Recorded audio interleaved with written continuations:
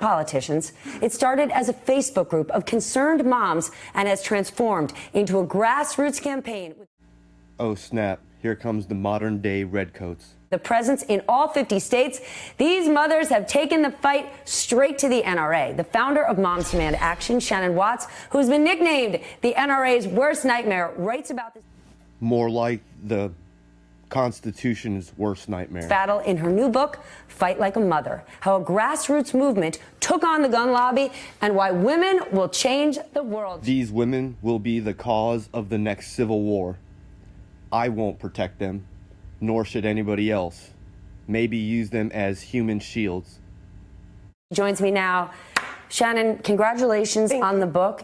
You started this group in the wake of the Sandy Hook massacre, really as a Facebook group, a place to discuss concerns, fears you have about your kids in schools.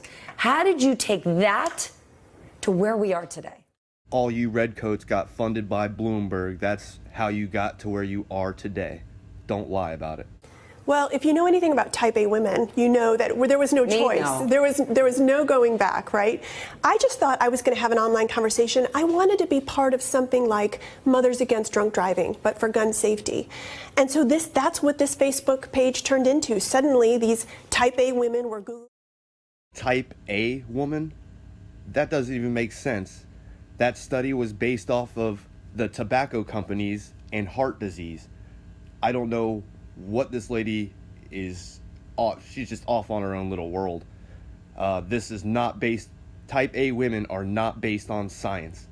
Me, finding my email, my phone number, and saying, how do I do this where I live? And what was an online conversation very quickly became an offline movement. It's tremendous, the progress you've made, but many people say it's a non-starter. Congress is never going to act, and you think they're wrong. Oh, that's absolutely not true. I understand we're waiting for this cathartic moment in Congress that has not yet come. Our politicians are violating their oath by listening to your crybaby feelings. My rights don't stop where your feelings begin. Get it right. But it will.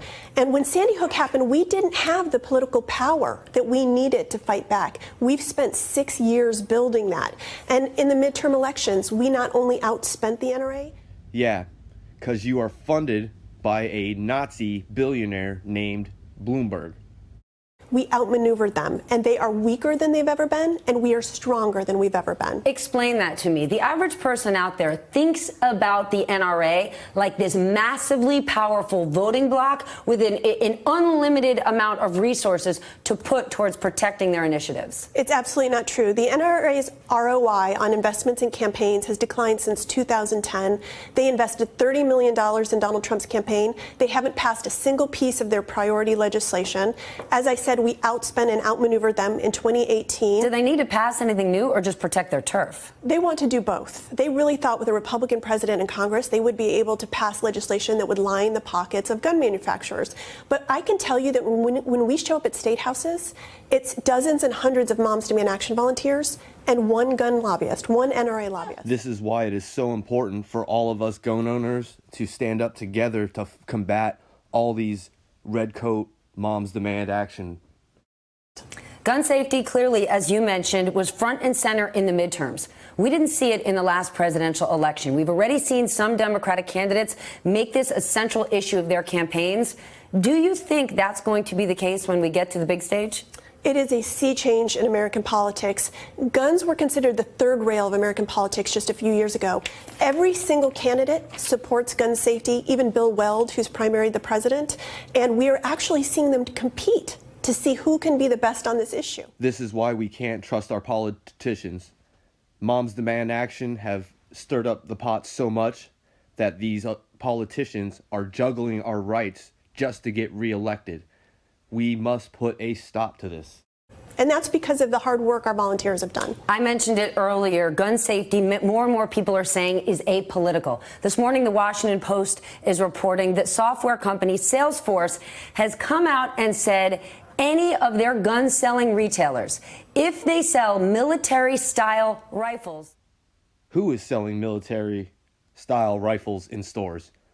I've been to too many gun stores and never seen one for sale that I could purchase. they can no longer work with Salesforce. That could cost, not just that could cost those retailers a ton of money, it could cost Salesforce a ton of money.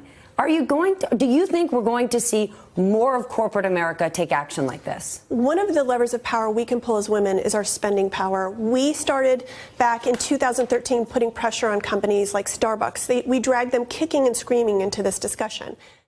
So what you're basically saying is that if companies don't comply or conform to what you want them to do, you will try to make these businesses go out of business. But in hindsight, these businesses that are restricting and not selling firearms are actually losing millions of dollars because of you. You need to really think about what you're doing to this country and capitalism. Suddenly, we have companies like Salesforce and Levi's and Dick's Sporting Goods coming to us and saying, how can we work with you on this issue? And that, too, is a sea change. Influencers want to be on the right side of this issue. Shannon, congratulations on your book, Fight Like a Mother. It is out now.